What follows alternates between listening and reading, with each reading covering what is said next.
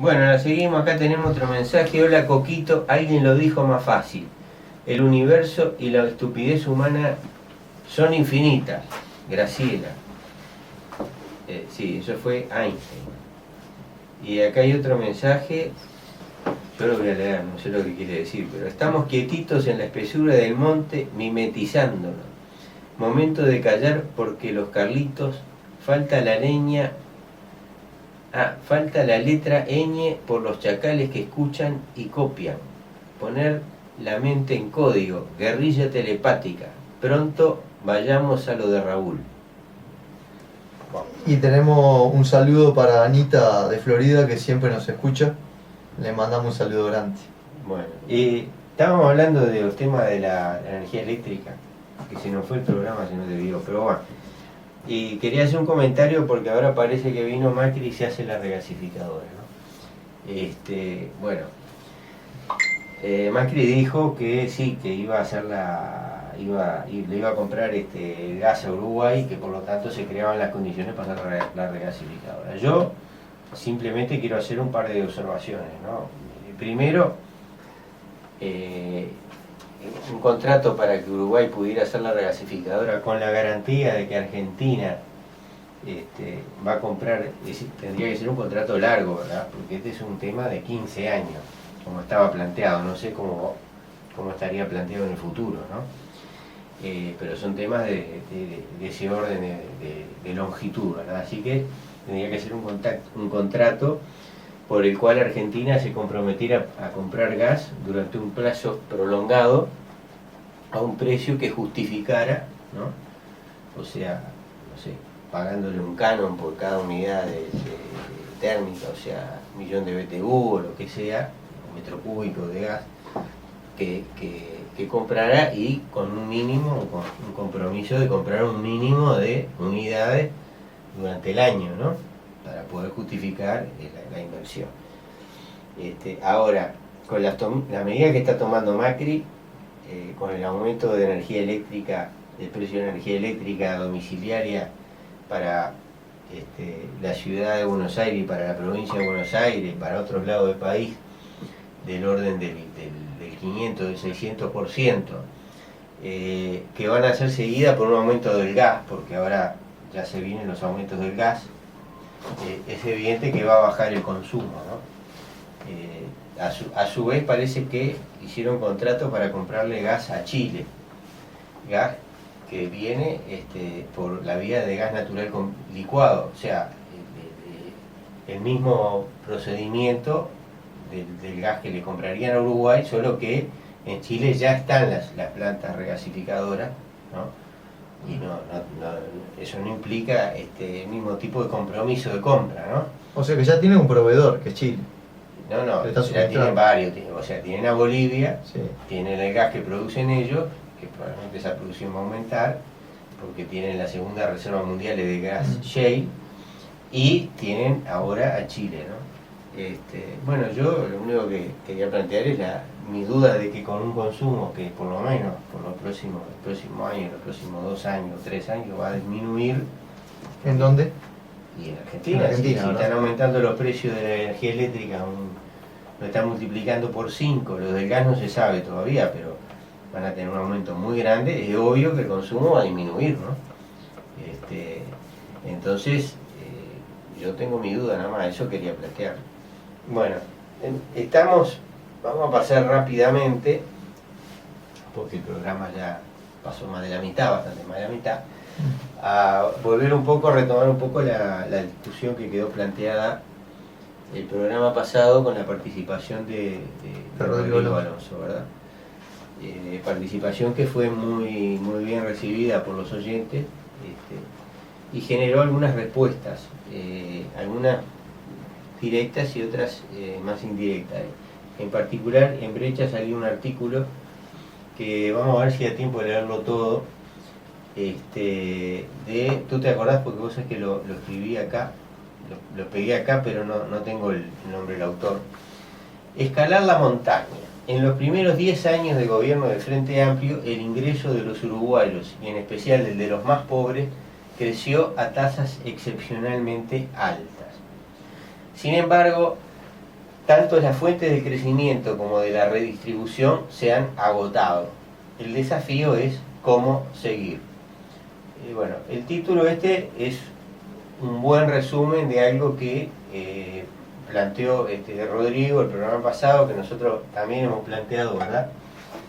Una situación que aparentemente se está dando y que el autor la resume acá. Se llama Javier Rodríguez Weber. Yo no lo conozco.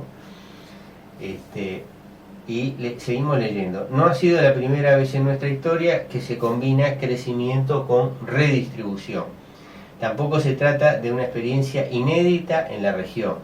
Aunque Latinoamérica destaca por su elevada desigualdad, tanto en años recientes como en el pasado, se han observado periodos de mejora en la distribución del ingreso.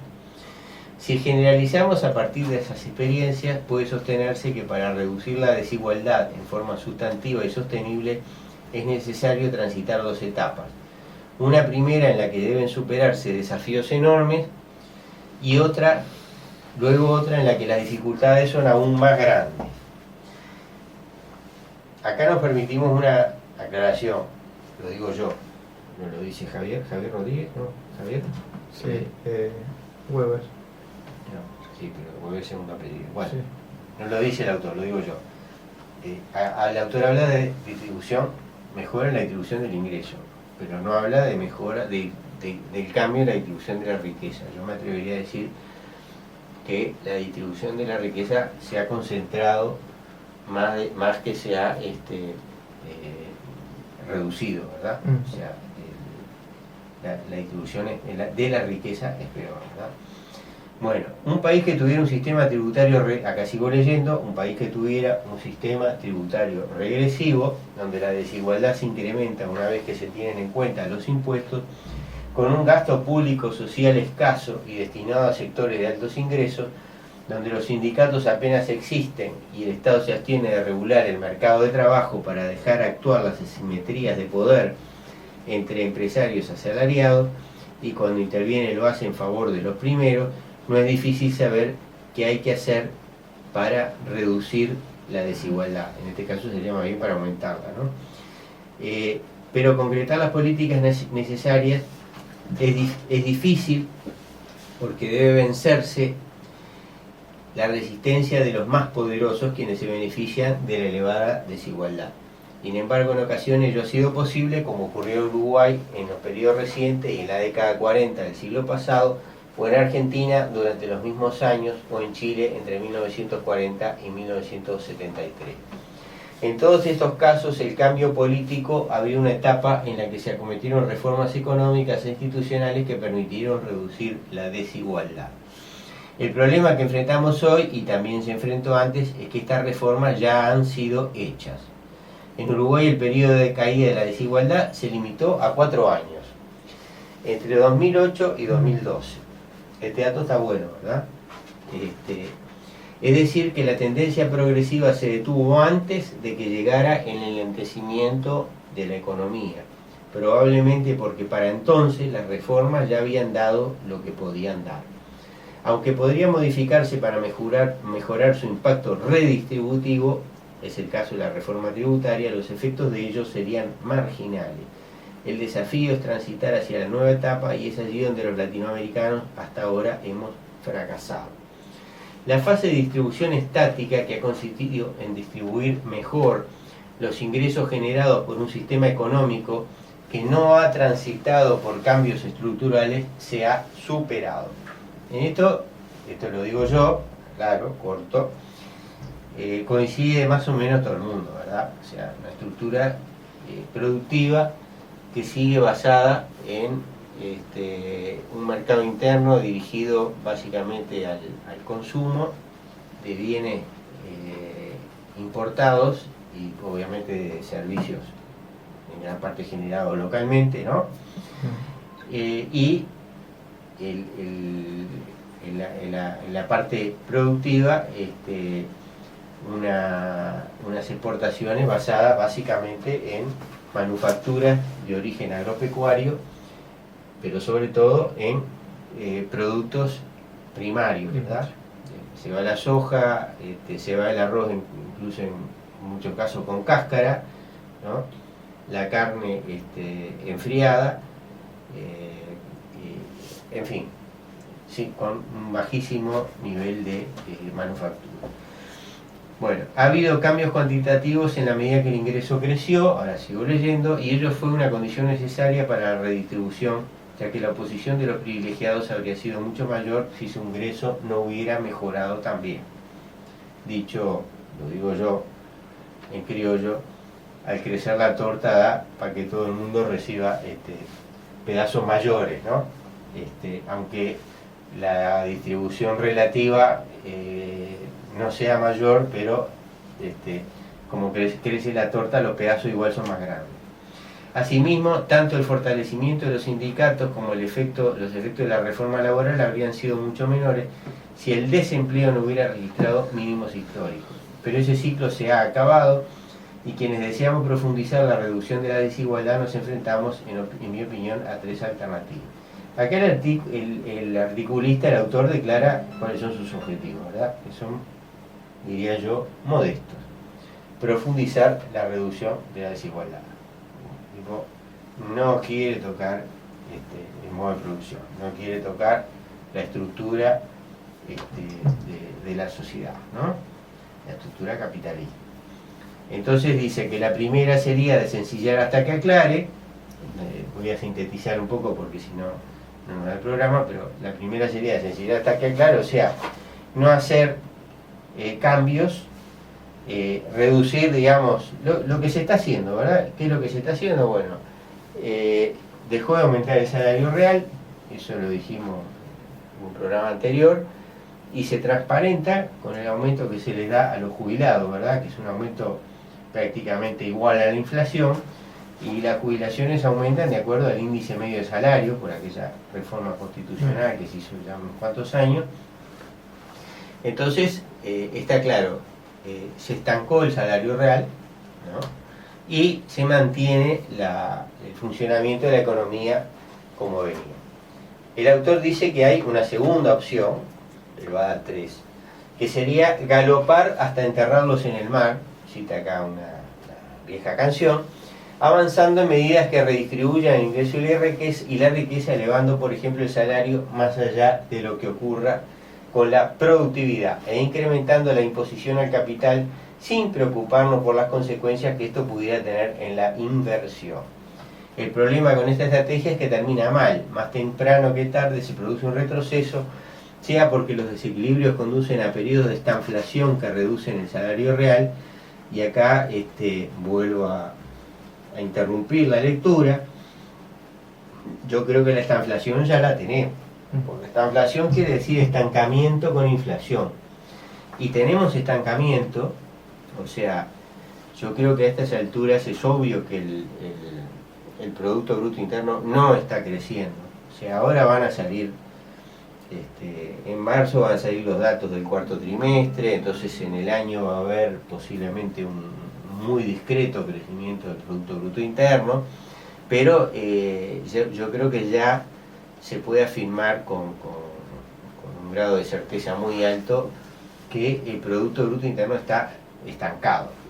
No quiere decir que crezca un 0,2% o que caiga un 0,2%, porque digo, a ver, los números siempre tienen un valor relativo, hay un problema que es la exactitud de la medida, ¿verdad?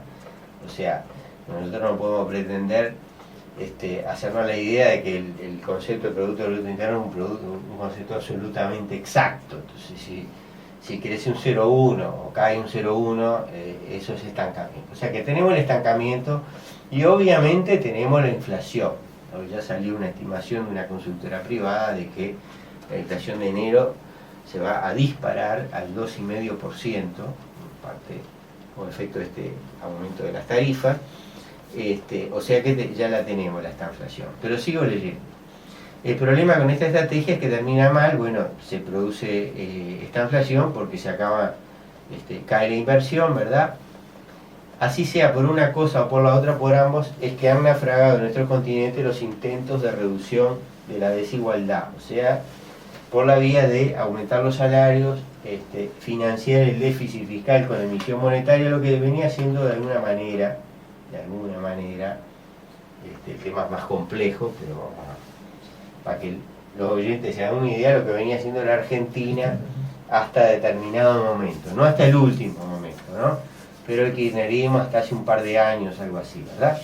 La tercera posibilidad, la única que en mi opinión podría permitirnos continuar la senda de crecimiento con reducción de la desigualdad, es pasar a la segunda fase, algo que nunca ha logrado ningún país latinoamericano. Esta opción se supone desencillar y escalar, desencillar no para sentarnos a esperar tiempos mejores, sino porque reconocemos que hemos dejado atrás la pradera y ahora debemos subir una montaña. La cabalgadura que nos ha traído hasta aquí, por buena que fuera, ya no nos sirve. Lo que esta estrategia requiere es, en primer lugar, producir cosas que no producimos y, en segundo lugar, hacer mejor las que ya hacemos. El crecimiento es necesario porque sin un incremento de la productividad no es posible mejorar el bienestar en el largo plazo. Yo creo que esta afirmación es cierta. Sin un incremento de la productividad no es posible mejorar el bienestar en el largo plazo. Pero no cualquier crecimiento sirve. Se requiere incrementar el ingreso a distribuir, transformando la estructura productiva de la economía de la mano de la innovación y el cambio técnico, pero haciéndolo en forma tal que, además de ser sustentable en términos ambientales, dirija la mayor parte de ese crecimiento a quienes menos tienen. Esto es casi el final del trabajo, no voy a leer completo para no agotar el tiempo del programa en este trabajo, pero la idea está clara, ¿verdad? Es más o menos lo que planteaba Fernando Isabella, ¿verdad? O sea, bueno, nos dedicamos a la alta tecnología, vamos a producir cosas, bienes y servicios de alta tecnología, que sean competitivos en el mercado internacional, bueno, y suena bastante falaz, ¿verdad? Porque en realidad eso ya se está intentando. O sea, no es que no se esté haciendo ni que no se esté intentando. Hay un tema, todo el tema del software, ¿no? Todo el tema de determinados sectores de tecnología, ¿no? De la mano de Antel, por ejemplo. Y el resultado está a la vista, ¿no? Los resultados son modestos. No quiere decir que no haya resultados. Hay resultados, pero son modestos. A esto le contesta Fernando Barbeito, que es otro economista joven, que creo que integra el partido PSU, y dice, todo esto está en Facebook, lo pueden buscar en el sitio Marx o Menos y lo van a encontrar. Algunos comentarios, siguen sin fundamentarse, aclaramos que estos son comentarios de Facebook, en el caso de Barbeito, así que no se enoje el compañero, el amigo, sí. Reproducimos algo que no es perfecto, que es una cosa inconclusa, pero dejamos la aclaración hecha, ¿verdad? De todas maneras, si él lo publica en Facebook es porque quiere que lo lea la gente, ¿no? Siguen sin fundamentarse de dónde está la base material para el crecimiento técnico y producir mercancías diferentes y más complejas en una fase de desaceleración y contracción. Ante la retracción del flujo de la renta y el flujo de la inversión extranjera directa, ¿de dónde sacamos para financiar capitales que produzcan otras mercancías? Empezar a producir otras mercancías implica tener una escala menor a la de las grandes empresas, lo que implica subsidiarlas para que obtengan la tasa normal. ¿De dónde sale ese subsidio? 2. Pueden observarse en los análisis ciertas inversiones. Parecía que las diferentes ideas no surgieran del proceso de producción, sino que de personas abstractamente libres. Es decir, dicen que ante esto hay quienes lo contemplan y plantean esto y esto otro. No se preguntan de dónde surgen esas ideas. La idea de avanzar sobre el capital brota de esa relación misma y coincide que como clase obrera no hay posibilidad de que mejore su suerte en el escenario que se avecina de profundizarse la contracción de la renta del suelo y del flujo de inversión extranjera directa. Las leyes mismas del capital se imponen a la clase obrera y no hay más que esperar con un posible abanico de intensidad, más que la depreciación de su fuerza de trabajo, para incrementar la plusvalía que se apropia el capital.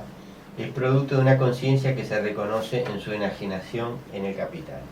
Dicho en criollo lo que habíamos dicho antes, no tocar la relación, el modo de producción, no retocar la estructura capitalista de la sociedad. La idea de no tocar nada surge de la personificación del capital y de la propia clase obrera que no se reconoce enajenada en el capital. En un momento de contracción de la renta y bajo flujo de inversión extranjera directa, cambios muy profundos pueden cuestionar la valorización de diferentes capitales. Por lo tanto, lo que hay que hacer como capital social total es mejorar los fundamentos macroeconómicos para generar confianza y de esa forma acceder al endeudamiento y flujo de capital. La mejora de estos fundamentos macro en un escenario de desaceleración supone poner tope a las demandas de la clase obrera. Los propios representantes políticos de ella misma le ponen su tope al no ver otra relación posible que la del capital. Por otra parte, aumenta la voz de otro representante menos numeroso de la clase obrera que se declara abstractamente libre y con la misma fuerza declara a los, entre comillas, fraude amplista como traidores a la causa obrera. La idea de escalar la montaña surge de un anhelo de poder continuar con el crecimiento y la distribución. Quiere estirar lo más posible el periodo actual invocando al Estado como representante del capital social para que estimule la acumulación de capital hacia, entre comillas, sectores dinámicos. Siempre lo que le falta a esta versión es de dónde surge la fuente material, si es de una mayor explotación de la clase obrera o de la concentración y centralización de la renta.